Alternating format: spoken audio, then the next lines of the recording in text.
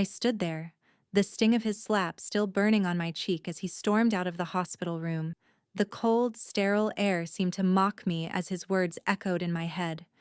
Don't waste money on her care.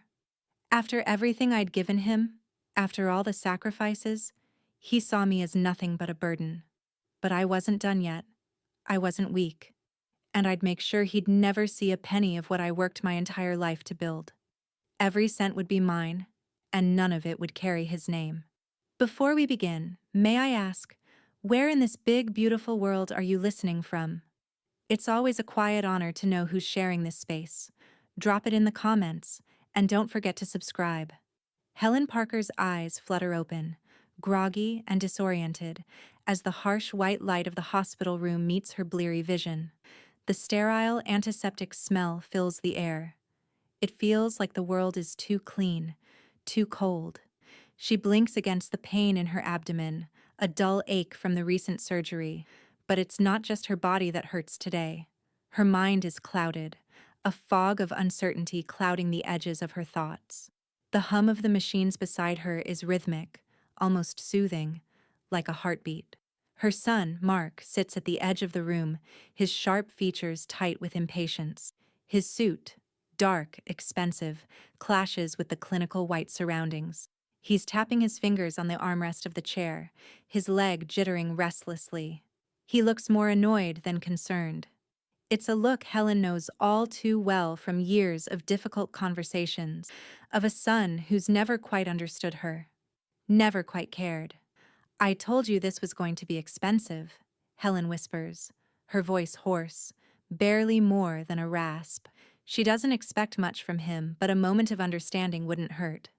Mark's eyes flash with impatience. He looks at the stack of medical bills in his hand, his face twisted in frustration as he flips through them with disdain.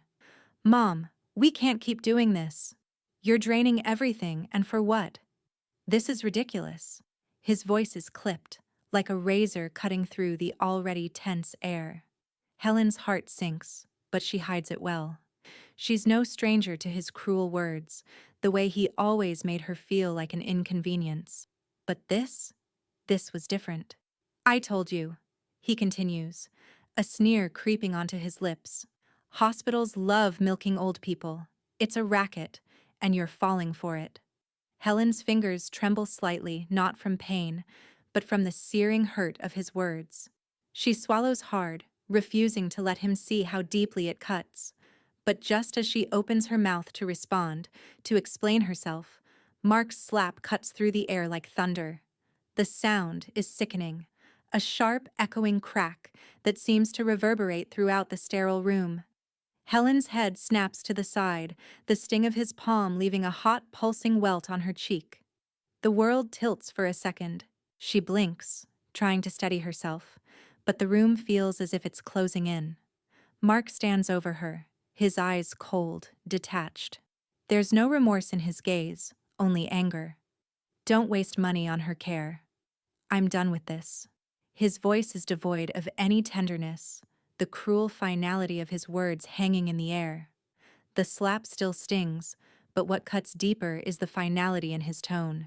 The look of contempt that seems to pour from him, as if she's nothing more than an afterthought. In the doorway, Emily, Helen's granddaughter, stands frozen, her hand gripping the doorframe, her face pale. The horror in her eyes is unmistakable. She can't move, can't speak, as she watches the man she once admired for his strength, his power, reduce the woman who gave him everything to nothing. Tears blur Emily's vision, but she swallows them down, her chest tight with anger and helplessness. Without a word, she turns, her feet taking her away before she can even fully process what has just happened. Mark doesn't even glance at Emily as she rushes out of the room. Instead, he stands there, staring down at his mother with something that might be called disgust, but he doesn't care enough to even acknowledge it. He turns and leaves the room, his footsteps heavy, punctuated by the sharp click of the door closing behind him. The room is left silent. Helen's face stings where the slap landed, but she presses a hand to her cheek, not in an attempt to soothe the pain, but to hold herself together. She knows deep down this is only the beginning. It's then that Janice Miller, her best friend, her confidant, enters the room, her face a mask of concern. She steps in quietly, as though unsure of what to say, but her presence is a comfort in the quiet aftermath. She moves to Helen's side, sitting beside her and gently brushing a hand across Helen's back. "Are you all right?" Janice's voice is soft, but there's a quiet strength to it, one that matches Helen's own when she's at her best. Helen doesn't speak for a moment, simply closing her eyes as if gathering strength from the act of breathing. She takes in a steadying breath and then whispers, her voice low but sharp with determination. "He thinks I'm weak." Janice meets her gaze, her eyes understanding, her heart heavy with sympathy. She squeezes Helen's shoulder gently.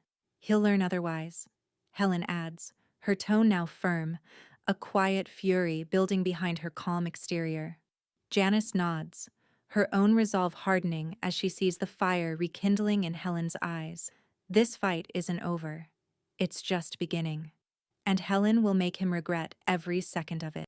The late afternoon sun is dimming, casting a gentle glow through the blinds of Helen's living room.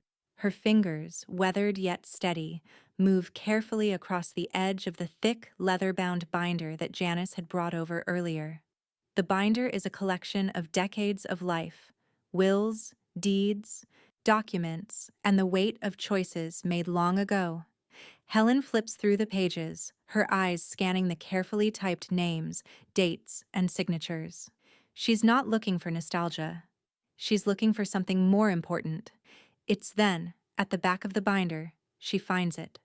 A simple page with Mark's name at the top, written in the elegant, professional script of her estate attorney. She exhales a slow breath as her eyes linger on the words. Joint beneficiary. Mark. The son who slapped her in the hospital. The son who sees her as a burden. The son who thinks she's weak. The irony stings like a fresh wound. His name forever tied to her wealth, to the things she worked her entire life to build. Helen clenches her jaw. She hasn't lived 73 years to be treated like an afterthought, a mere asset to be discarded when it's no longer convenient. This, she decides, will change now. With swift determination, she lifts the phone from the receiver and dials the number of David Klein, the estate attorney she'd worked with for years. The familiar voice on the other end doesn't offer her any comfort, but it steadies her resolve. "David," she says, her voice calm yet tinged with purpose. "I need to make some changes to the trust." There's a brief pause, the kind of silence that fills with all the unspoken understanding between them. David has seen this side of Helen before, the side that doesn't back down, the side that will fight for what's hers. He's known her for years, and he knows the battle lines have just been drawn. "Mark?" he asks, his voice low, careful. "Mark," Helen repeats, the word like a blade in her mouth. "He's listed as a joint beneficiary. I want him removed." The words hang in the air between them, sharp, final. David takes a moment to respond, and Helen imagines him nodding, his mind already calculating the logistics, the legalities. "We'll do it quietly," he finally says. "No need to make waves. I'll send over the necessary document, and we'll amend the trust. He won't be able to touch any of it." Helen stares out the window, her fingers tracing the edge of the binder. There's a certain finality in his words, but she doesn't feel the rush of relief she might have expected. This is only the beginning, after all. Mark might be erased from her finances, but he won't go down without a fight. She knows it, and David knows it too. As she hangs up the phone, she hears the soft creak of the front door opening. Emily, her granddaughter, steps into the room, her face filled with the quiet intensity of someone who's been carrying a heavy burden. "Grandma?" Emily's voice is hesitant, but there's a glint in her eyes, a quiet determination that matches her grandmother's. She's been quietly watching Helen's every move since the hospital, offering her silent support. And now the time has come for her to step into the ring, too. Helen glances up, and for a moment, she sees the same fire in Emily's eyes that she's felt burning in her own chest for years. The years might have worn her down, but the fire?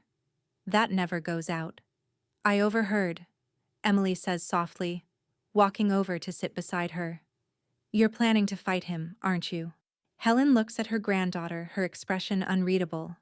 She's never been the kind to involve Emily in this kind of mess. She'd always wanted to shield her from the ugliness of family drama. But this time, it's different. Emily is no longer a child. She's strong, capable, and now more than ever, Helen needs someone who understands the stakes. I'm not dying, Emily, Helen replies, her voice steady, almost cold.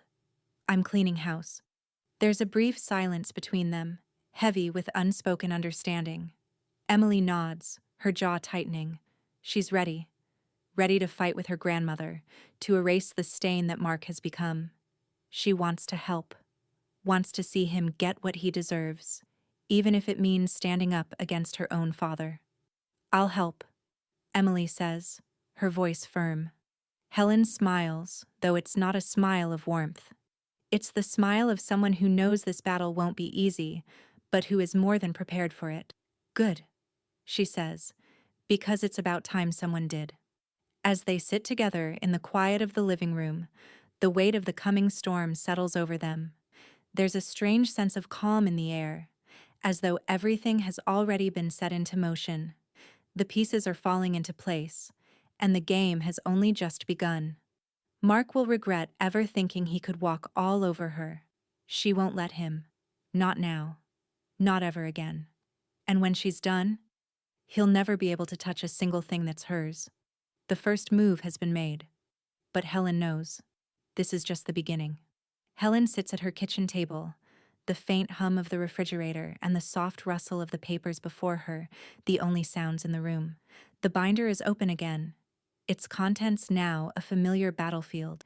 She flips through the pages, each turn of the paper bringing her closer to the moment that's been a long time coming. The trust, the one Mark has been listed as a joint beneficiary on, is about to be rewritten. This time, the pen will be in her hand. Janice, ever the steadfast friend, stands by her side, arms crossed, watching Helen work. There's no judgment in her eyes, no hint of hesitation. She's seen this before. The quiet fire that burns in Helen's chest, the sharpness of her mind when she's pushed to the edge. You're doing the right thing, Janice says softly, as Helen carefully signs the new amendment to the trust. The weight of her decision presses on her, but there's no second guessing. The signature feels final, an indelible mark on her future. Helen doesn't look up. It's done. The act of removing Mark's name from the trust feels like severing a toxic thread, one that's been holding her in a place she doesn't belong. As she signs the last page, she pushes it aside and reaches for the next set of papers, the ones that will reallocate her assets, every penny she worked for, into something much greater than herself. A foundation. The foundation is her legacy. It will be a symbol of strength, of resilience, of the things that truly matter. Not the money that Mark sees as his due, but something that will outlast them all. It will do good in the world, something that Mark could never appreciate. Emily's sworn to secrecy, Helen says quietly, her voice steady, but there's a coldness in her eyes now. No one can know about this yet. Not until the right time. Janice nods, understanding the weight of the silence. Secrets in this world are weapons, and Helen is learning to wield them with deadly precision. I'll make sure of it, Janice says. This is just round one. Helen looks up, her gaze sharp, her mind already thinking 3 steps ahead. I know. The next day, the air is thick with tension. Helen walks into the bank, her heels clicking on the cold marble floor as she approaches the teller. She's not here for small talk or pleasantries. She's here to close the accounts, every last one Mark once had access to. The woman behind the counter greets her with a smile, but it falters the moment she sees the papers Helen places on the counter. The instructions are clear. Close the joint account. No more access. No more leverage. Mark is no longer part of her financial life, and this act of cutting him off is her declaration of war.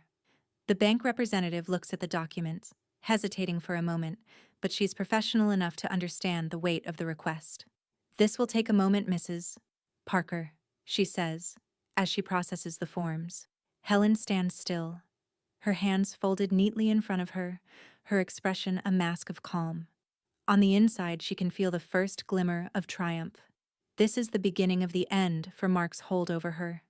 She leaves the bank with a quiet sense of satisfaction, but it's short-lived. Later that afternoon, her phone rings. It's Mark. His voice, when it comes through, is sharp with anger. "I don't know what you think you're doing, but you can't just cut me off like this. You're making a huge mistake, Mom. I have access to those accounts. I'll—" Helen cuts him off. "You had access." She corrects him, her voice firm. "Not anymore." There's a silence on the other end. A heavy pause that stretches into an uncomfortable few seconds. Then, Mark's voice returns. Lower now. Strained with a combination of disbelief and rage. "What the hell did you do?" "I did what I should have done a long time ago," she replies, her voice cool, unshaken. "And now, you'll learn what it means to be cut out of my life for good." She ends the call without waiting for his response. The silence that follows is a strange kind of peace, an unsettling calm that fills her with a sense of power. At the same time, she can't ignore the growing knot in her stomach. She knows this isn't the end. Mark will retaliate. He'll fight back with everything he has. But Helen is no stranger to battles. She's prepared for this. 2 hours later, she receives a notification on her phone. A security alert from the bank. She's already anticipating what's coming. A few swift taps on her screen confirm it. Mark attempted to access one of the closed accounts. The bank had denied him, of course, but the image of his name flashing across her phone screen is a reminder of just how far she's gone to sever the last of their ties. She doesn't feel satisfaction this time. She feels something deeper, something colder. The fight is on, and Mark is going to regret thinking he could outsmart her. Her fingers hover over the phone again, but she doesn't call him back. Not yet. She'll let the silence stretch between them. Let him feel the weight of what's coming. And as she sits there, the phone buzzing quietly in her hand, she knows one thing for certain. The battle has only just begun. Helen sits at her kitchen table, the cool morning light filtering through the window, casting long shadows across the room.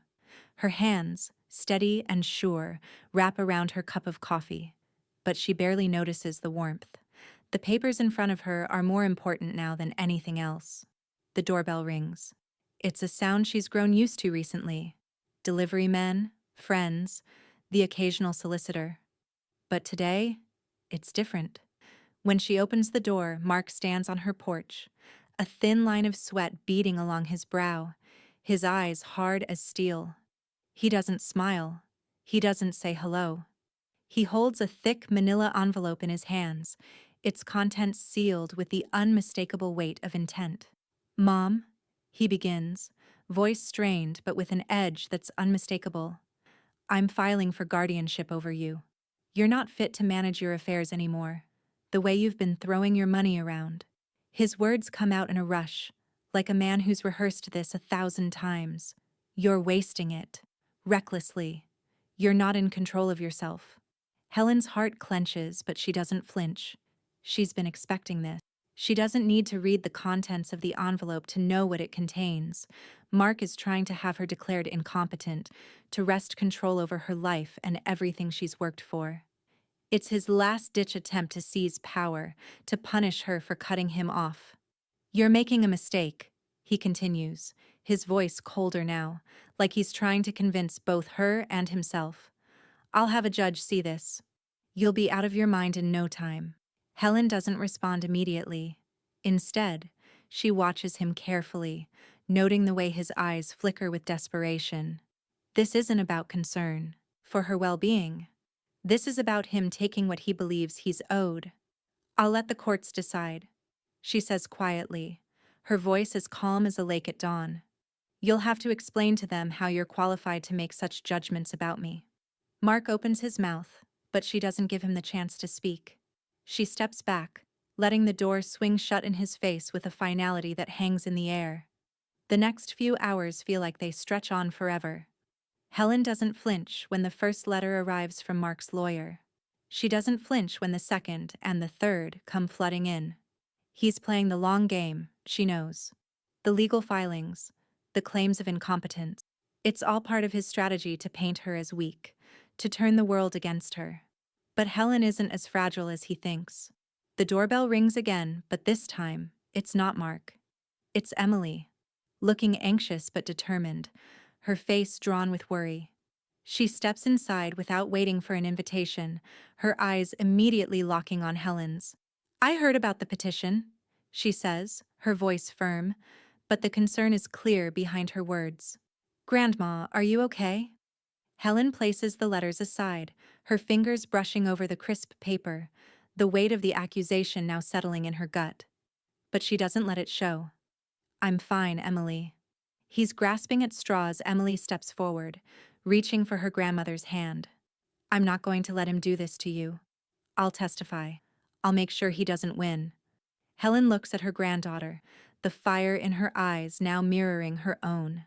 She's proud of Emily, of the strength that runs through her veins. But this is a battle that needs to be fought with more than just words. "You're right," Helen says, squeezing Emily's hand. "You'll testify. But we need more. We need proof. We need ironclad evidence." Just as the words leave her mouth, the phone rings. It's David Klein, and there's no mistaking the calm yet intense tone of his voice when he speaks. "We've got a plan," David says, his voice a calm anchor in the storm that's brewing. "I've already spoken to a few specialists. They're on our side. I'll make sure that Mark's claims are torn apart in court." Helen listens closely, nodding along, her mind whirring with the precision of David's strategy. "Get the medical records. Gather everything we can. I'll stand strong, David. I'm not backing down."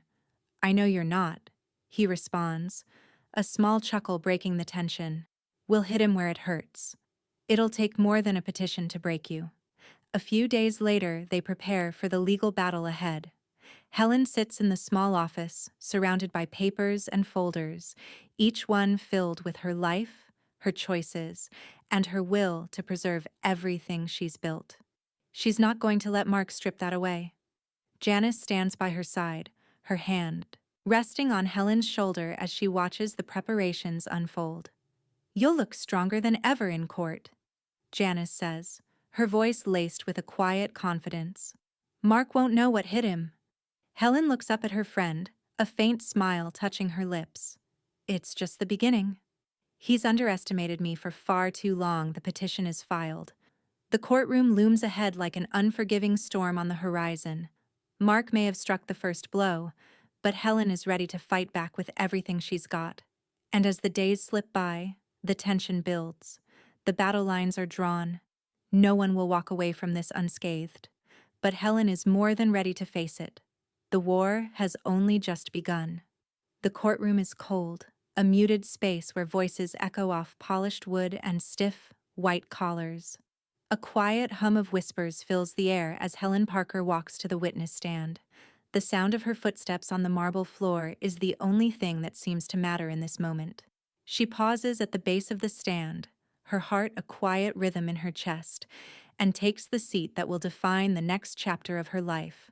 Mark is seated at the front, his posture stiff, a smug expression on his face. His jaw is clenched, and his eyes are locked on her with a calculated intensity. He's certain of his victory. Beside him, Lena plays her part. Her face tilted downward in exaggerated sorrow, the picture of a dutiful daughter-in-law devastated by her mother-in-law's perceived incompetence. Helen meets their gaze, but she doesn't falter. The room feels small, but she is bigger than it now. She's ready. The judge, an older man with sharp eyes and a reputation for no-nonsense rulings, glances up from the papers on his desk. Judge Ramirez's gaze sweeps over the room with practiced ease before settling on Helen. "Miss Parker," he begins, his voice gravelly and direct. "Please take the stand."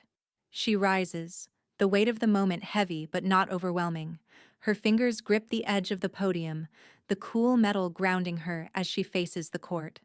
"Miss Parker," Judge Ramirez continues, his voice steady. Your son has petitioned for guardianship, claiming that you are incapable of managing your affairs. How do you respond? Helen's voice rings clear as she answers, a calmness in her tone that contrasts with the storm brewing around her. I am perfectly capable of managing my own affairs, Your Honor. I've been making my own decisions for 73 years. I'm not weak, and I'm not incompetent. The words are simple, but they hold weight. She's not here to beg for mercy. She's here to take back control. Mark shifts in his seat, his fingers tapping impatiently against the desk. Lena raises an eyebrow, but she remains silent, her mask of sorrow still in place. Helen continues, her gaze steady, her memory sharp. I remember every date, every transaction. I've managed my assets carefully. No one knows better than I do what's best for me. The room falls silent. The tension is palpable.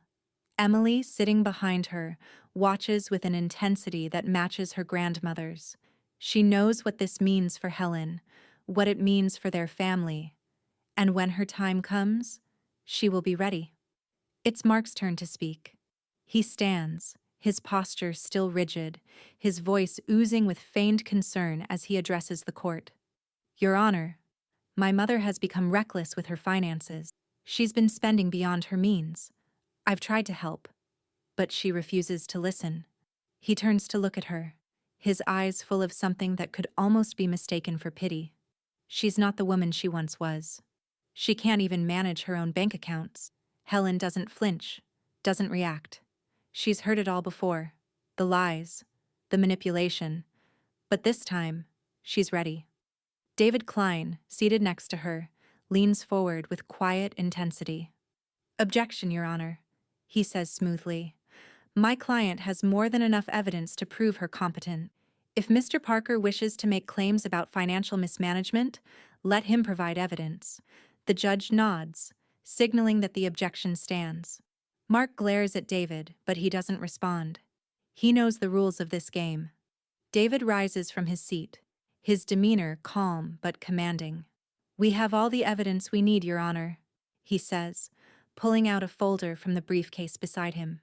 Miss Parker has been in full control of her finances. We've already submitted her medical records showing her competence, and now we have even more to present. He pauses, letting the weight of his words sink in. Then, with a practiced motion, he opens the folder, revealing documents that make the entire room go still. Your Honor, we have evidence that Mr. Mark Parker forged his mother's name on several loan documents in the past. The signatures are fraudulent, David continues, his voice unwavering as he places the papers in front of the judge. Helen watches Mark's face drain of color as he realizes what's happening.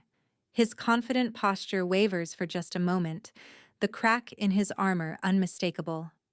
Mark sputters, his voice rising in frustration. That's not possible. You're lying. David calmly produces a forensic expert's testimony, proving that the documents were forged, each one a deliberate act of fraud. The judge flips through the pages, his eyes narrowing with disbelief. You should have known this was coming, Mr. Parker, Judge Ramirez says, his voice cutting through the tension like a knife. You've misjudged your mother. And now it seems you've made the mistake of underestimating her strength. Helen feels a chill run down her spine. Mark's defense crumbles in the face of irrefutable evidence. The courtroom falls into an uncomfortable silence as the truth hangs in the air, raw and unfiltered. She watches as Mark's jaw clenches, his hands balled into fists. There's nothing he can do now. The walls are closing in on him. David stands tall, his expression unreadable. Your Honor, I believe this is a matter of elder abuse.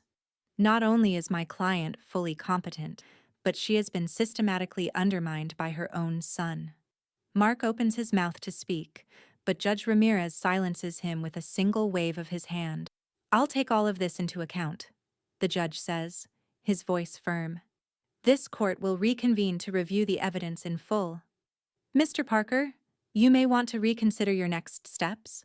Helen breathes a sigh of relief, but she doesn't let herself relax. Not yet. there's still work to be done. As they leave the courtroom, the weight of the moment feels heavier than ever. The fight is far from over. But today, she's won the first battle. Mark might have thought he was in control, but now, the tables have turned. And Helen knows. This is only the beginning. The courtroom feels colder now. The walls seem to press in on Helen as she takes her seat again, the weight of what just transpired settling on her shoulders. Mark's face is a mixture of fury and disbelief, his knuckles white as he grips the edge of the table. He looks like a man caught in a storm of his own making, struggling to keep control of the wreckage he's caused. Helen sits still, her eyes trained on the judge as he examines the stack of documents David has just presented. She knows what's coming next.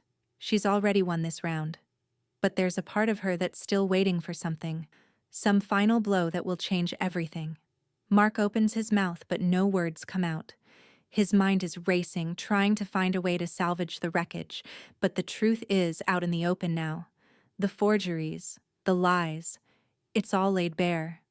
Your Honor, David begins again, his voice steady, as he stands to address the court. As we have shown, these documents are fraudulent. The signatures were forged. These actions, while calculated, were not isolated incidents. My client has been systematically undermined, and we are now dealing with a clear case of fraud. The silence in the room is thick, and Helen feels the weight of it pressing against her. This is the moment when everything changes, when Mark's carefully constructed narrative falls apart, leaving nothing but his desperation. The expert witness, a forensic document examiner, steps forward to confirm the findings. She's a calm presence, poised and professional, as she presents the evidence in front of the judge. The screen in the courtroom displays side-by-side images of Helen's real signature and the forged ones. There's no doubt in anyone's mind that Mark has crossed a line. Your Honor, the expert says, her voice clear and direct. The signatures in question are unequivocally not those of Ms. Helen Parker. The discrepancies in the pen pressure, the angle of the strokes, and the overall style of the writing are all consistent with forgery. Mark shifts uncomfortably in his seat. The smugness that once defined him is slowly slipping away, replaced by the thin veneer of panic that's beginning to show in his clenched jaw and darting eyes. The expert's testimony is devastating, and the judge's expression grows sterner by the second. Judge Ramirez takes a long, deliberate pause before speaking. This is a serious matter, Mr. Parker. Forging signatures for personal gain is a criminal offense, and we cannot take this lightly. Helen doesn't flinch. She doesn't let herself feel the satisfaction that wants to flood in. This isn't over. Not by a long shot. I will be ordering a formal fraud investigation, the judge continues, his voice steady and commanding. And I expect full cooperation from all parties involved. Helen glances at Mark. His face is pale now, his earlier bravado completely gone. The man who thought he could manipulate her is now fighting for his freedom. She watches as he shifts, his eyes darting nervously between the judge, his attorney, and the witnesses. His confidence has crumbled. Lena, seated beside him, looks rattled. She's always been the calculating one, but even she can't hide the shock now. Her eyes flicker from the papers to her husband, to the mounting evidence. The smooth, controlling image she tried to project is slipping away, piece by piece. Mark mutters something under his breath, his voice low and almost indistinguishable, but Helen catches it. This isn't over, Mom. I'll make sure you regret this. It's the same threat he's always thrown her way. Empty. Hollow. It holds no weight anymore. But Helen doesn't respond. She remains silent, her gaze unwavering. She's already won. He can't take that from her now. Emily, sitting behind her, leans forward slightly, her eyes wide with disbelief at the turn of events. She whispers to Helen, her voice low and filled with quiet triumph. He's crumbling. Helen nods, the smallest of smiles tugging at her lips. She doesn't speak, but the pride in her heart is undeniable. Emily sees it too, the strength in her grandmother, the refusal to bow under pressure. This moment has been a long time coming, and Helen's resilience is the only thing that's gotten her this far. Janice, seated beside them, places a reassuring hand on Helen's. It's a small gesture, but one that speaks volumes. She's been with Helen through every twist of this journey, and she knows the fight isn't over. But this victory, this moment, is theirs. The judge calls for a recess, and as the courtroom empties, the air shifts. The space that once felt stifling now seems lighter, almost filled with the promise of what's to come. Helen walks out with her head held high, the weight of her decision still in the back of her mind, but no longer holding her down. The fight isn't over, but Helen knows she's on the winning side now. And as they step into the hallway, the calm before the storm wrapping around them, one thought echoes in her mind. This is just the beginning. The courtroom is eerily quiet, save for the rustling of papers and the low hum of whispered speculation. Mark's lawyer is seated across from David Klein, but there's no more fire in the room, only the cold, undeniable certainty that something much bigger than a guardianship battle is unfolding. The weight of the moment has shifted. Mark is no longer a man who can bluff his way through. He's a man on the brink of losing everything. Helen sits with the quiet composure that's become her trademark. Her hands rest on the polished surface of the table, and her eyes, sharp, unyielding, flicker with quiet satisfaction. The pieces of her plan are falling into place, each one a step closer to the retribution she's earned. And yet, she remains perfectly still. She doesn't need to do anything more than let the truth speak for itself. The judge, his expression colder than ever, flips through the files before him, scanning the documents that have been meticulously prepared. The evidence that David has brought forward is overwhelming. What started as a simple fraud case has morphed into something far larger, a labyrinth of financial manipulation, money laundering, and deceit. A clerk steps forward, handing the judge a stack of reports that have just come in from the investigators. The air is thick with tension as Judge Ramirez's eyes skim the details. Helen feels the first stirrings of triumph, but she doesn't allow herself to relax. Not yet. She knows better than to be complacent. This is a fight, and the final victory is still ahead. Mr. Parker, the judge begins, his voice even but laced with disgust. It has come to my attention that the investigation has uncovered substantial evidence of money laundering tied to your accounts, assets that were illegally moved, hidden, and funneled through various entities in attempts to obscure your financial activity. The words hit like a punch to the gut. Mark's face, which had once been so smug and assured, is now drained of color. His eyes dart nervously to Lena, who sits beside him, her hands tightly clasped in her lap. She's trying to remain calm, but even she knows that the walls are closing in. "This is absurd!" Mark bursts out, his voice cracking with panic. "None of this is true. You can't do this." But his protests are swallowed by the weight of the evidence. David Klein, having waited for this moment, stands and speaks with quiet authority.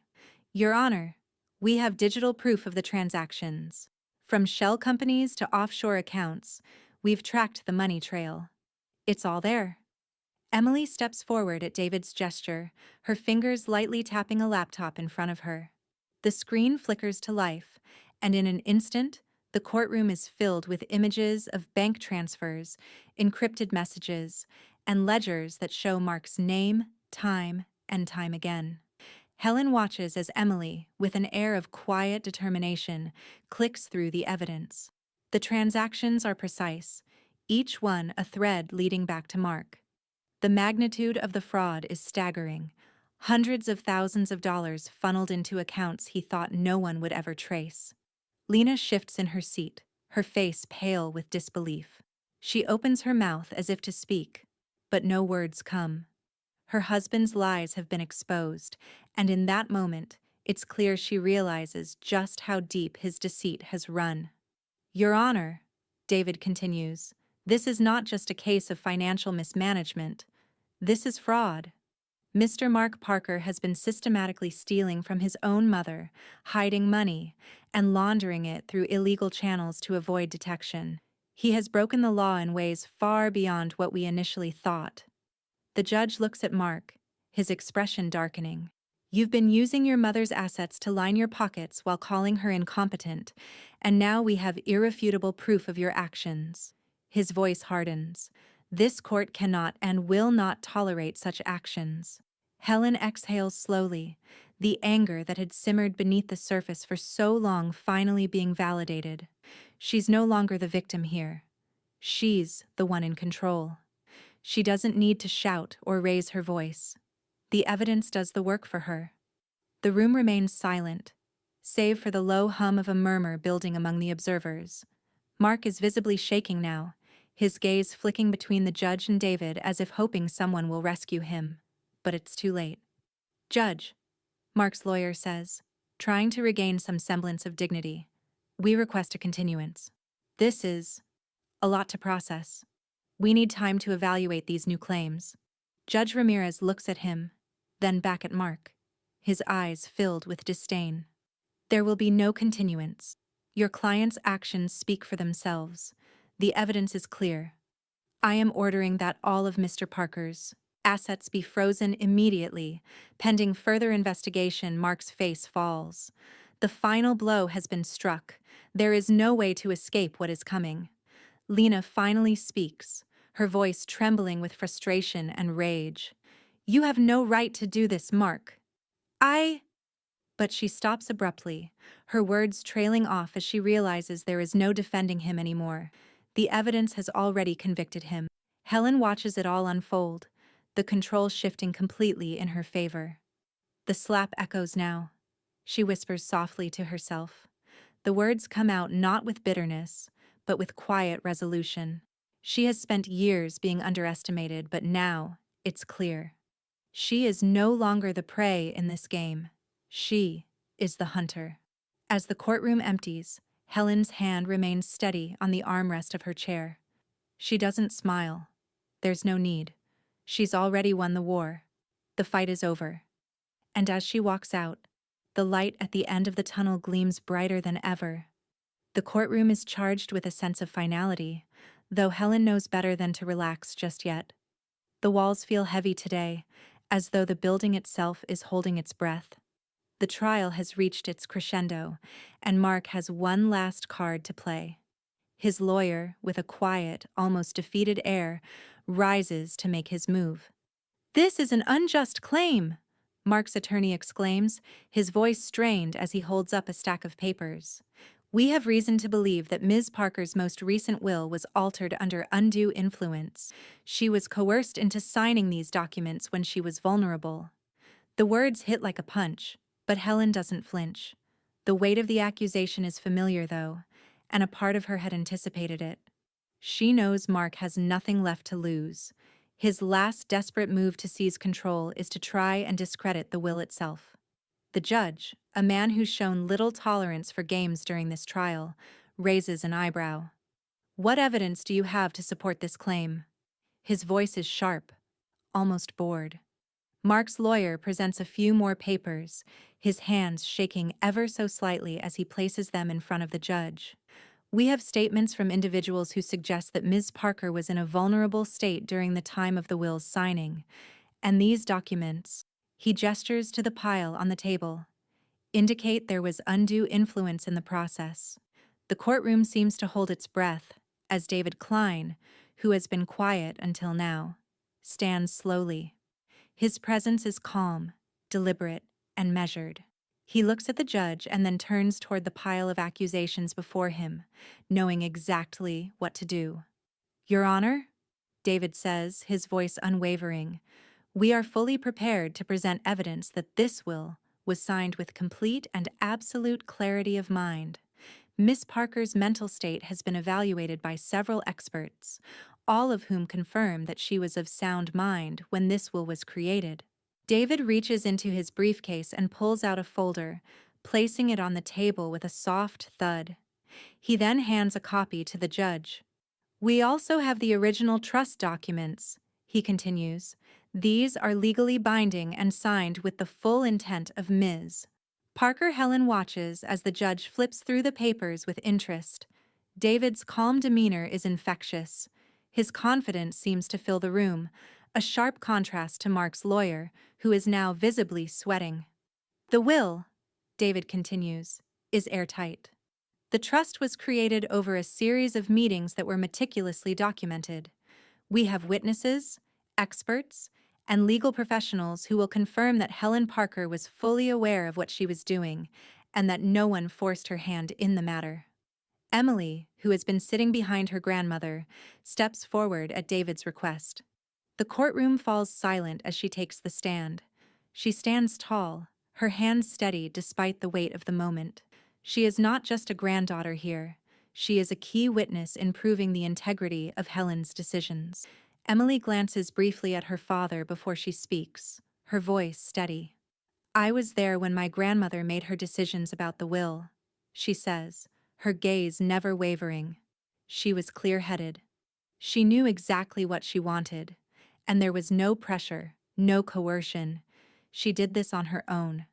Mark's eyes flick to Emily, his expression torn between rage and disbelief. He opens his mouth to speak, but no words come. His desperate defense crumbles in the face of his own daughter's testimony. Lena, seated beside Mark, shifts uneasily in her chair.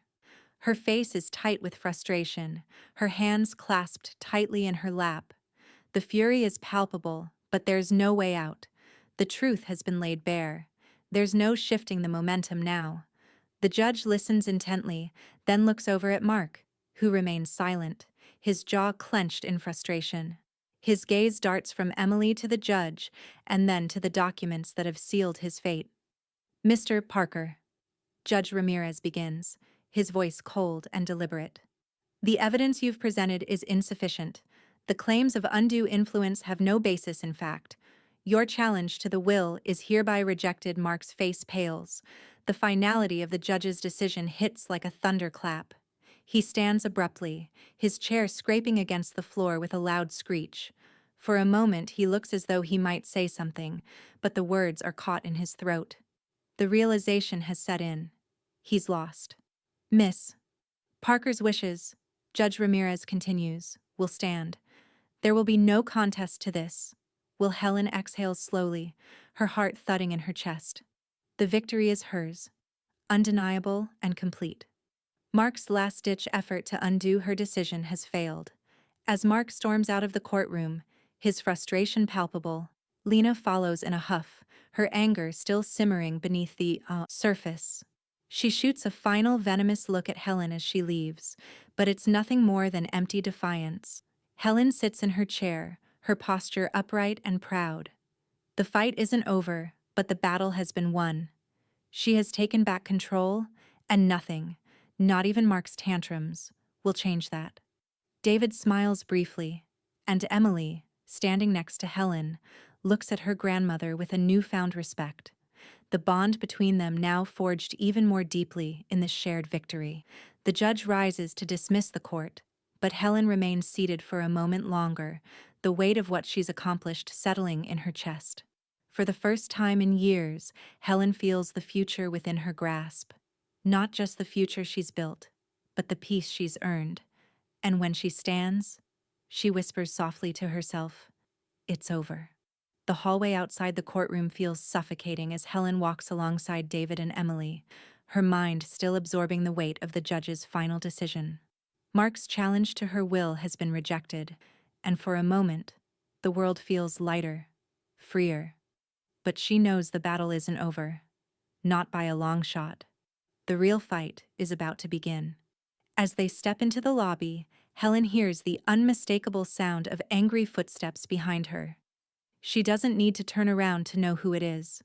She can feel the storm approaching. Mark is hot on their heels, his rage palpable, his breaths shallow with fury. "Helen!" Mark's voice rips through the air, sharp and accusatory. "You think this is over? You've made the biggest mistake of your life." Helen's back stiffens, but she doesn't look back. She doesn't give him the satisfaction. She can feel Emily's protective presence beside her, standing tall and steady, and that gives her the strength to ignore the venom in his voice. Mark's voice rises again, now a growl of pure malice. I'll ruin you, Mom. I'll make sure you regret every second of this. At the sound of his words, Helen stops in her tracks, turning slowly to face him. Her gaze is cold, unwavering. There's no fear in her eyes, only the quiet, steely resolve of a woman who has finally had enough. I've already won, Mark, she says quietly, her voice low but filled with finality. You can't hurt me anymore. Mark steps closer, his fists clenched at his sides, but the air between them is different now. His anger doesn't have the same power it once did. It's desperate now. He knows it. She knows it. And somehow, it only makes him more dangerous. You've only just started to see what I can do, you bitch. He snarls, his voice filled with hate. I'll ruin you. I'll make sure everyone knows what a manipulative, selfish woman you are. The words are like daggers, but Helen stands tall, unaffected. Emily reaches for her phone, her hands shaking slightly as she begins to record. Mark's tirade is now spilling into the air, and Emily knows it's crucial. To capture everything. Mark notices her phone just as the recording light blinks on, and he freezes, his face momentarily blank with disbelief. His eyes narrow. What the hell do you think you're doing? He spits, his words venomous. I'm making sure you can't lie your way out of this, Emily says, her voice calm, though her heart is pounding. I won't let you manipulate anyone else.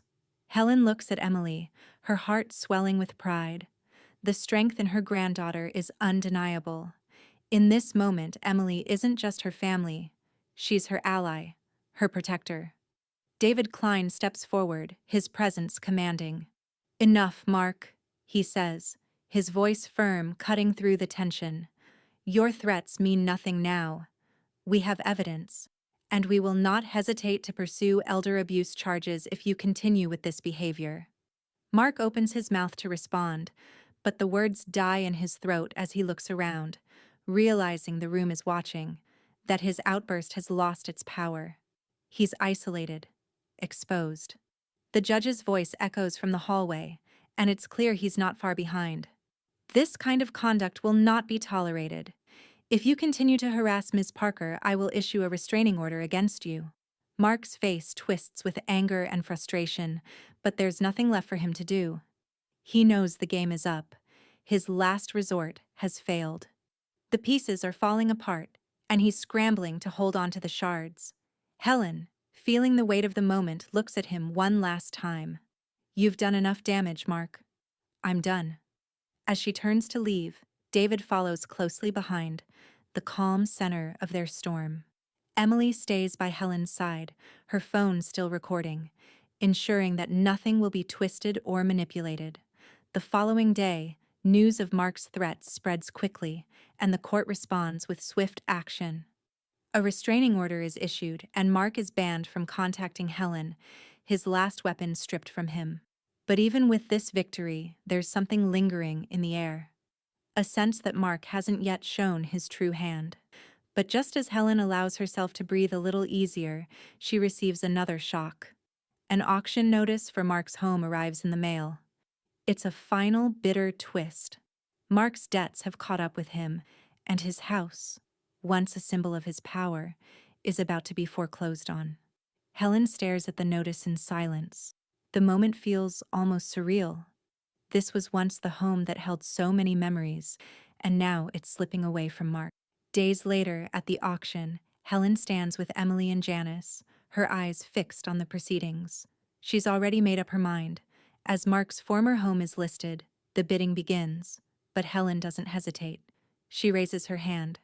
The auctioneer calls for the bid, and in that moment, she knows exactly what she's doing. With a final, calculated bid, the home becomes hers. The house that once symbolized Mark's control over her life is now under her ownership. A final mark of victory. Helen doesn't smile as she hands over the check. There's no need. The victory isn't in the house. It's in the control, the power, the retribution that's finally come full circle. Emily, standing beside her, whispers, "That's poetic justice, Grandma." Helen nods. "It's more than that," she replies softly. "It's closure." As they leave the auction house, a sense of calm washes over Helen. The battle is over, but the final piece has been put into place. She has fought for what was hers. And now, Mark's past has caught up with him. The winds of change have blown through her life, and for the first time in years, she can finally rest easy. The door closes on Mark's past, and for Helen, the future is wide open. The auction room is a sea of faces, all of them lined with anticipation. Helen stands at the back, her presence commanding, though she remains perfectly still. Beside her, Emily's quiet energy radiates through the space, while Janice leans in, her eyes gleaming with an understanding of what this moment means. The air is thick with the weight of it. It's the end of a chapter. Mark's home, his fortress, his symbol of control, stands on the brink of slipping away from him, and Helen is here to ensure it does. The auctioneer's voice breaks the silence. It's a cold, businesslike tone as he begins. Ladies and gentlemen, we are now offering the property at 45 South Ashford Avenue, a once-in-a-lifetime opportunity to own a home with significant potential. The words fall on deaf ears. Helen doesn't need to hear them. She's already made her decision. Her hand rests lightly on the folder in front of her, where the bid is already prepared. The bidding begins. A simple figure called out from across the room. Mark's former home, a house that once stood as a testament to his manipulation, is now just a commodity, a thing to be sold to the highest bidder. The auctioneer's gaze passes over the room, eyes darting from one bidder to the next. Mark's face is a mask of tension, his jaw clenched, his hands gripped tightly in his lap. He's been forced into this position, and he knows it. Every penny of his supposed wealth has been stripped away, leaving him with nothing. And now, his pride is about to be auctioned off. Helen's hand lifts slightly, fingers curling around the bid sheet. She could feel Mark's gaze fall on her from across the room. He knows she's here. He knows exactly who's going to buy it. The auctioneer's voice rings out, calling for the next bid. The numbers climb, but Helen remains steady. The bidding comes to a halt, a brief lull before the final offer is made. Helen's voice breaks through the quiet. She raises her hand. 2 million, she says, her voice low but firm. A murmur ripples through the room. The auctioneer pauses, looking up from the list of bids. There's a brief hesitation before he nods, confirming the bid. The hammer strikes down with a sharp crack. Sold, he declares, to the lady in the back. Helen doesn't smile. There's no need. The victory isn't in the house itself. It's in the power she now holds, in the final chapter of her long fight against Mark's control over her life. She watches as the auctioneer hands over the papers. The room is filled with a brief stir of people moving, talking in hushed tones. It's over. Mark's fortress is gone. The house that once belonged to the man who tried to break her is now in her hands. Mark sits rigidly in his seat, his eyes wide, the color drained from his face. He stares at the auctioneer, his jaw working as if to speak, but no words come. His entire body is tense, as though he's frozen in place. The realization is slow, but it hits with brutal clarity. His home is no longer his. Helen feels his gaze burn into her as she stands, the weight of his disbelief making the moment all the sweeter. She doesn't gloat, though. She doesn't need to. She walks slowly toward the exit, the sound of her heels tapping softly on the polished floor. Emily follows closely behind, her eyes alight with a quiet sense of pride. Janice, too, stays near, her voice low but triumphant as she leans toward Helen. That's a slap he'll feel forever. Helen nods, her face serene, her thoughts quiet. The satisfaction doesn't come from the house. It's not about owning the physical space Mark once did. It's about reclaiming the power he tried to take from her.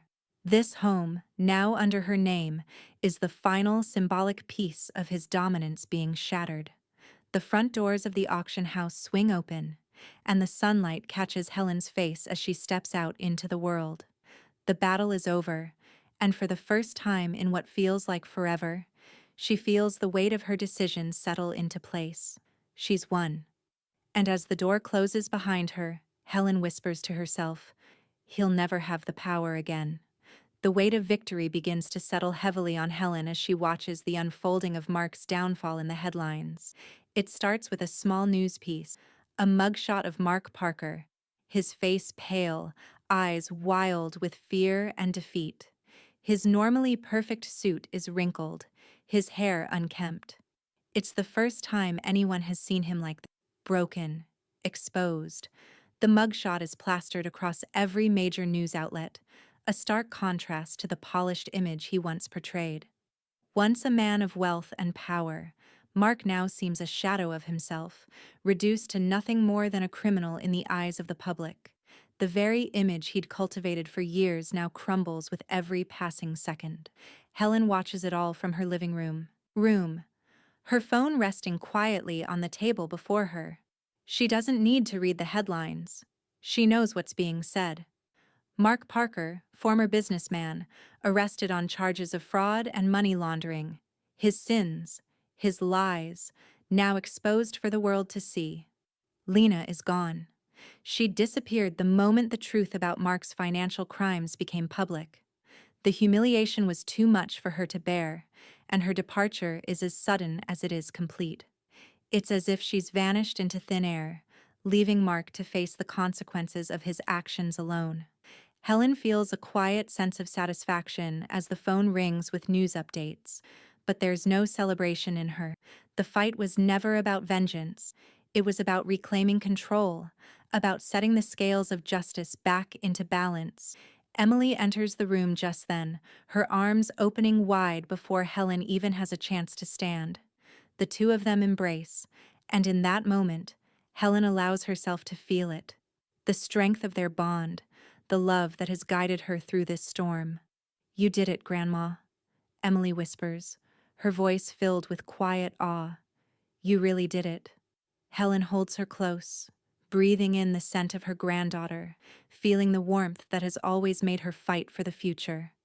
"We did it," she corrects, her voice thick with emotion. "We did it together."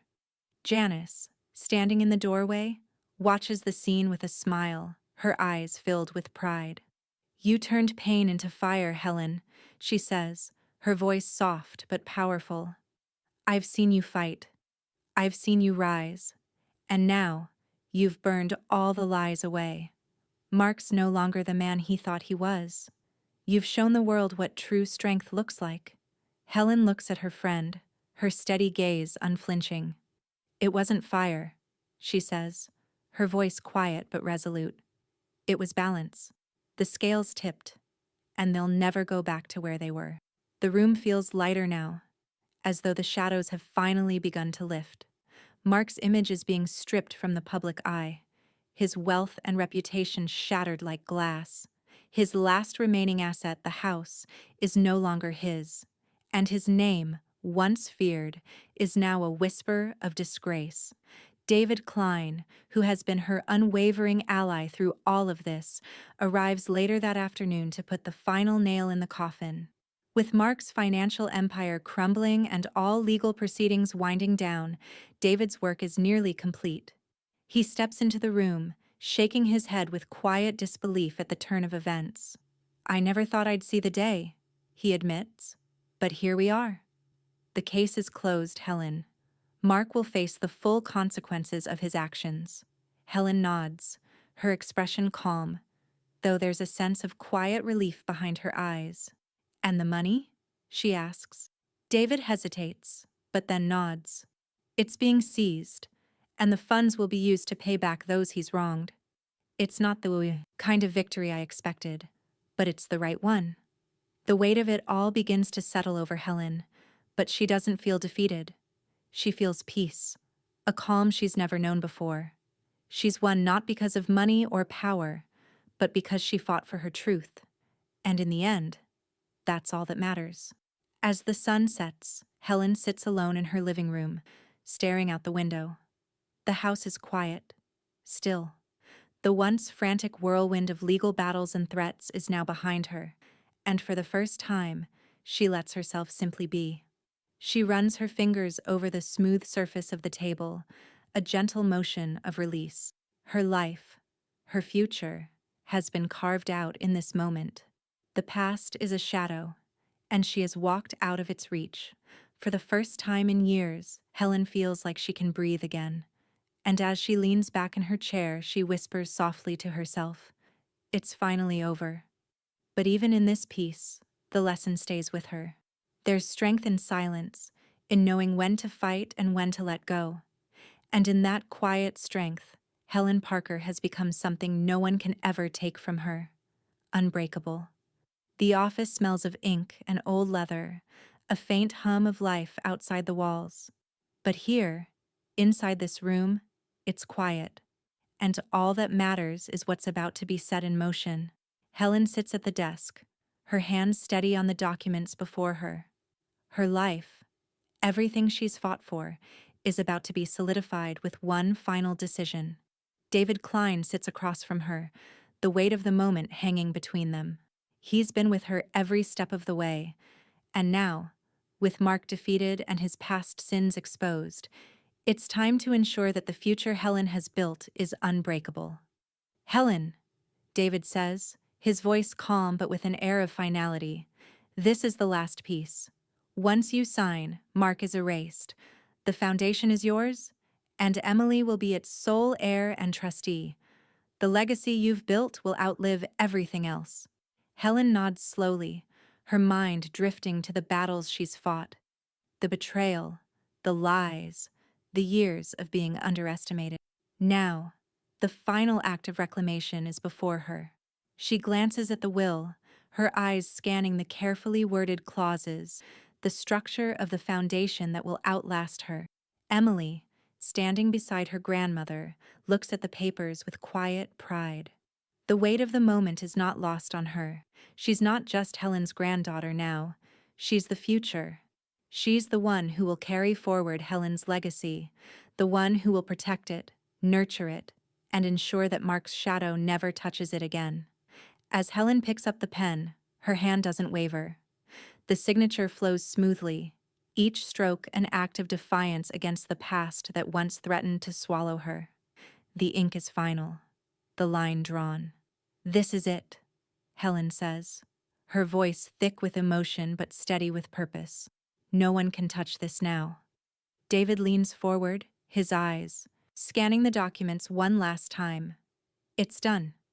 The foundation is now yours, and Emily's name is on everything. No one can undo it." Helen looks at Emily, her heart swelling with pride. The girl she once held in her arms is now the one who will take up her mantle. The weight of it isn't lost on Emily either. She places her hand on the table, her fingers brushing over the will. "Grandma, thank you," Emily says quietly, her voice full of emotion. There's gratitude, yes, but also the recognition of the power that's been handed to her. The trust, the foundation. This is more than inheritance. This is responsibility, a legacy that can change the world. Helen smiles, a soft, knowing smile. "You're the one who's going to make it matter, Emily. You've got the strength. Just remember, the world will try to shake you, but don't ever let it." Janice enters the room just as Helen finishes the paperwork, her smile wide and genuine. She's been the constant in Helen's life, the one who always believed, even when Helen couldn't. She takes the final document, signing her name with a flourish. "Everything is in place," Janice says, her voice low but filled with satisfaction. "It's official. Mark has nothing left. Not anymore." Helen stands up, stretching slightly. The years of hardship seem to melt away in this moment, as though all the years of worry and struggle have finally come to an end. She feels lighter somehow, as though the air has cleared.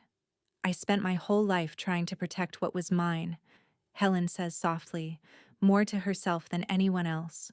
"But it's not about ownership anymore. It's about what we give back, what we leave behind." David smiles at her, a small but knowing gesture. "You've created something that will outlast everything, Helen. Something meaningful." Helen looks at her granddaughter, who stands tall and resolute beside her, ready to take on the world. She sees the quiet strength in Emily's eyes, the same strength she has carried all these years. The weight of responsibility rests firmly on her shoulders now, but Helen knows Emily is ready. The finality of it all settles over her like a cloak. The door that once seemed so closed has opened wide, and Helen walks through it, her future secure. There is no shadow of Mark left in this room. No legacy of lies. Only truth. Only love. Only the future. Mark thought he could take everything from me, Helen says, her voice calm, but there's fire in her eyes.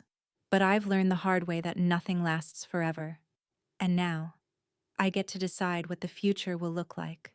Emily leans in for a hug, her arms wrapping around Helen. We did it, Grandma. We really did. And for the first time in a long while, Helen feels peace. The future is wide open, and it is hers to shape. The lobby of the hospital is bustling with the usual crowd, nurses hurrying between rooms, patients quietly waiting, visitors chatting softly among themselves. But amid the normalcy, there's a disturbance, a commotion that's impossible to ignore. Helen walks through the entrance, her shoes clicking on the polished tile, her gaze steady and unshaken. Emily stands beside her, the weight of the moment heavy in the air. They both know what's coming. It's been weeks since the restraining order was issued, but Mark is still trying to break through, still clinging to whatever remains of his delusional pride. At first, Helen doesn't see him. She's focused, resolute, walking with purpose. But then the sound reaches her. Loud sobs, pitiful, heart-wrenching, the type of noise that cuts through a room, demanding attention. And there he is, slumped in one of the chairs in the lobby, his face hidden in his hands. Mark, broken, lost, a shadow of the man he once was. His designer suit is wrinkled, his shirt untucked, his once neat appearance now a disarray of grief and defeat. He doesn't look up when Helen enters, but the sobs, raw, desperate, are unmistakable. Mom, I didn't mean for any of this. Mark chokes out, his voice barely audible as his body shakes. Please, don't do this. Don't make me lose everything. Please, I'm sorry. Helen stops, her eyes narrowing as she takes in the scene before her. For a fleeting moment, a flicker of something soft passes through her, a memory of the son she raised, a son who once relied on her, who once looked up to her. But that's gone now, buried beneath layers of betrayal and cruelty.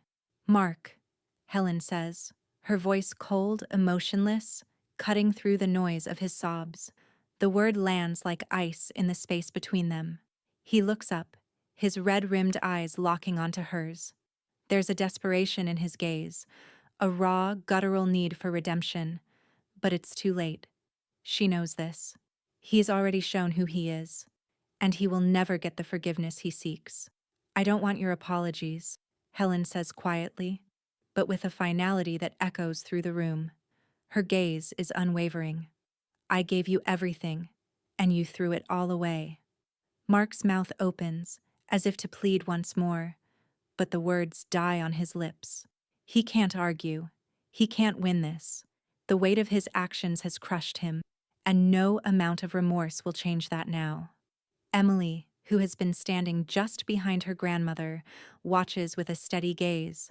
Her phone is in her hand, its recording light blinking steadily. She's capturing every moment, making sure there's no chance for Mark to twist the narrative, no chance for him to fabricate another lie.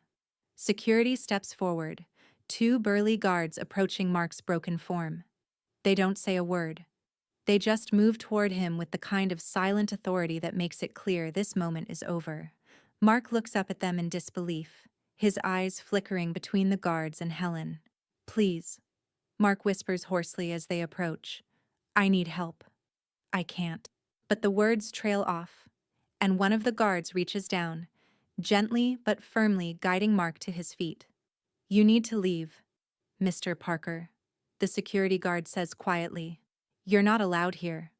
Mark stumbles, his face a twisted mask of humiliation as he's led away. He looks back at Helen one last time, as though hoping for some sign of mercy, but there is nothing in her expression.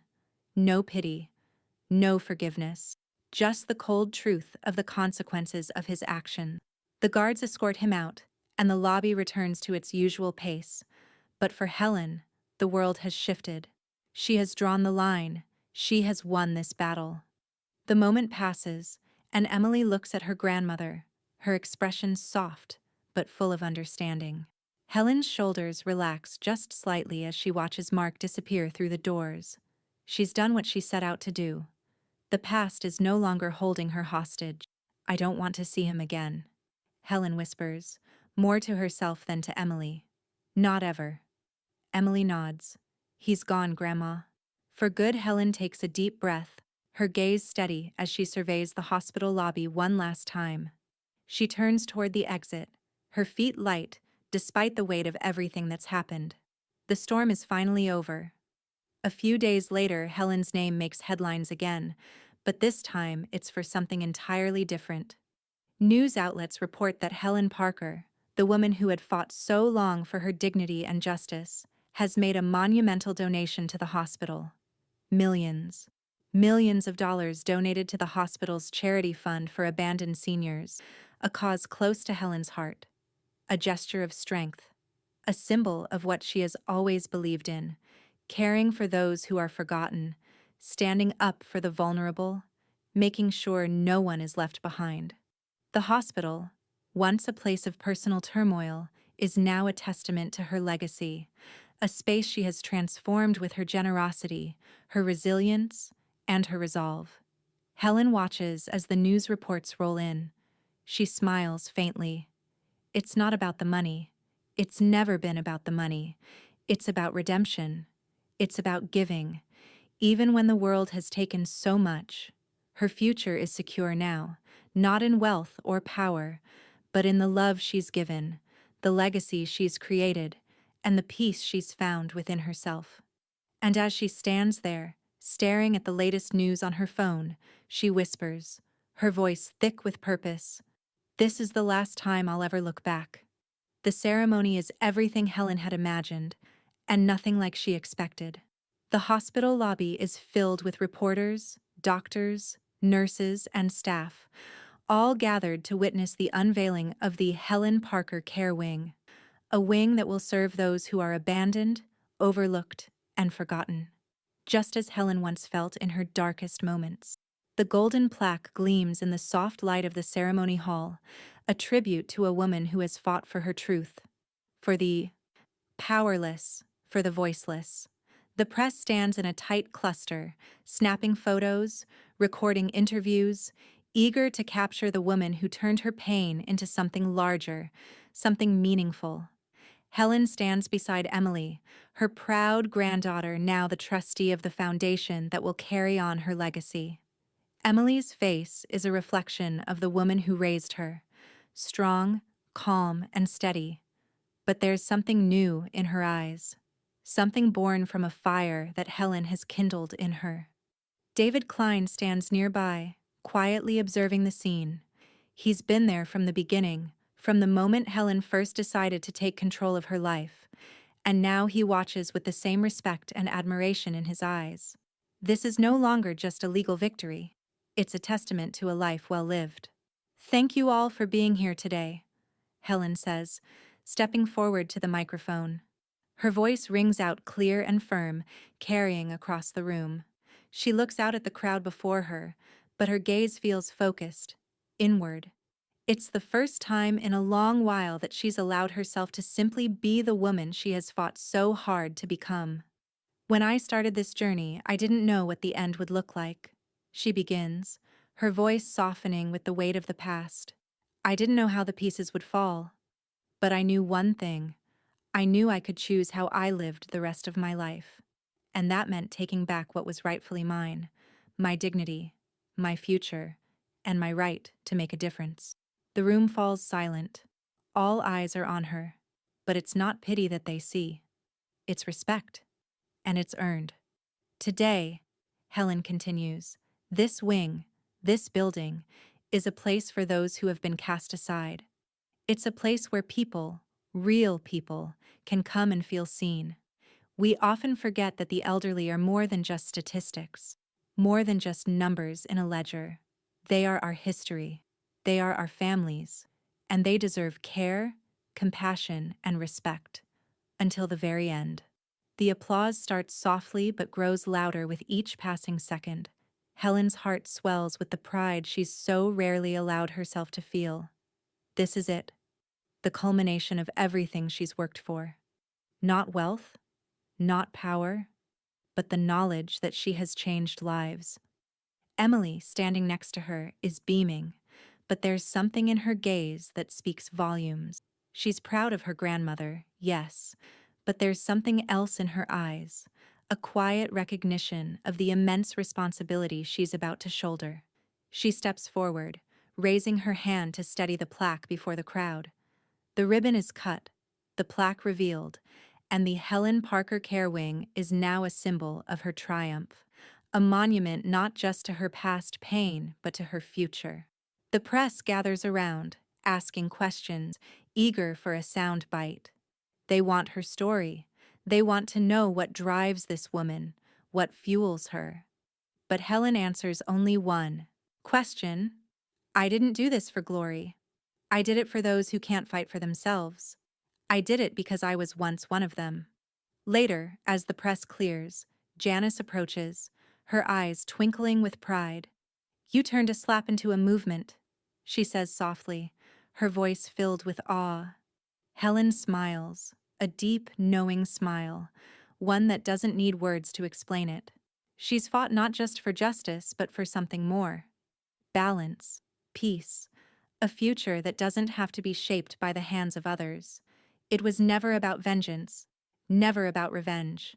It was always about doing what was right, about making sure Mark's cruelty didn't define her life. That was the point, Helen says simply, her voice calm, yet filled with quiet power. And as the day closes, with the wing now officially dedicated and the press fading, Helen stands beside Emily, her heart full. The final chapter has been written. The future is no longer clouded by the past. She has given everything she has to the world, to her family, to the future. And in return, she has received peace. The sun begins to set as Helen and Emily walk out into the courtyard. The sky is a soft, dusky purple, and the world feels calm. Helen takes a deep breath, feeling the cool evening air fill her lungs. She's done what she set out to do. The storm is over, and now, all that remains is the calm. I'll never look back again, Grandma, Emily says quietly, her voice full of reverence. Helen stops walking and looks at her granddaughter, her eyes filled with pride and love. Good, she replies softly, because the future is waiting. And with that, they walk on, together, ready for whatever comes next. The warmth of the dinner table feels like a quiet promise. The small room is bathed in soft candlelight, the flickering flames casting gentle shadows on the walls. It's a serene scene, one Helen has longed for but never quite imagined. Quiet joy, real family. Emily sits across from her, her fingers tracing the rim of her wineglass, the same quiet fire in her eyes that Helen has seen throughout their journey. Janice, beside her, smiles with that quiet, steady support she's always offered, her eyes reflecting both wisdom and warmth. For the first time, it feels as though the noise has faded, the battles fought and won, and only this moment remains. Simple, calm, undisturbed. The table is set for three, but it feels like a world unto itself. There's laughter, soft and genuine, shared between them as they pass the dishes around. Things that once seemed so far out of reach for Helen now feel like they belong to her. Real family. Not the one she'd been handed, but the one she's built. And there's a peace here that is rare, hard-won, and undeniable. Grandma, Emily says softly, her voice filled with emotion, breaking the comfortable silence between them. You gave me more than an inheritance. You gave me courage. Helen's heart catches in her chest at the words, a softness swelling inside her that she hasn't allowed herself to feel for a long time. She looks at her granddaughter, her eyes searching for something deep inside her. What she sees is strength, clarity, and a quiet understanding of the weight they've both carried. "I've given you everything I could," Helen says, her voice steady but thick with meaning. "But what you do with it, what you build, that's all on you." Emily nods, her eyes shining. There's a moment where their gazes meet, a silent exchange between them that says more than words ever could. It's the final passing of the torch, the final bond forged between them. Janice leans in with a quiet chuckle. "I think it's safe to say, the future is in good hands."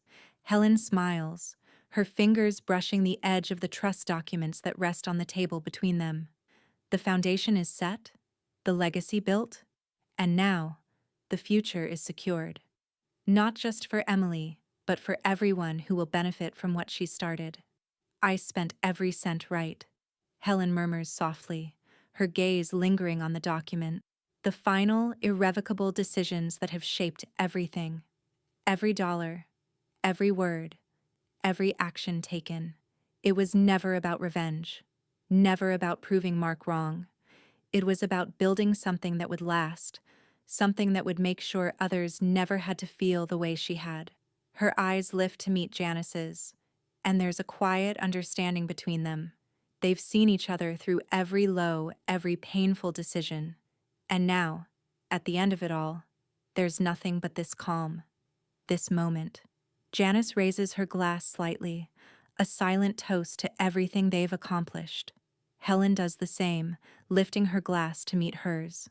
The candles flicker as the world outside fades away, and for a moment, it's as if time stands still.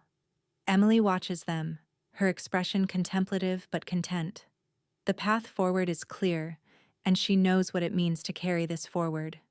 But for now, they sit together, a family, and the past feels like a distant memory, one that no longer has power over them. Helen takes a deep breath, the weight of everything she's fought for now settled into peace.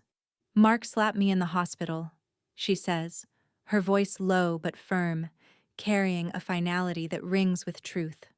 "I slapped back in court and spent every cent without his name." The words hang in the air, and for a moment, no one speaks. The finality of the statement, the culmination of everything, resonates deeply. It's not about power anymore, it's about peace. The silence that follows isn't uncomfortable. It's full. Full of all the things that have been said, all the things that have been fought for. And now, finally, there's only the future, open and waiting. And in the soft glow of candlelight, Helen knows the storm is over. She is at peace. The final chapter has been written, and there's nothing left but the silence of victory.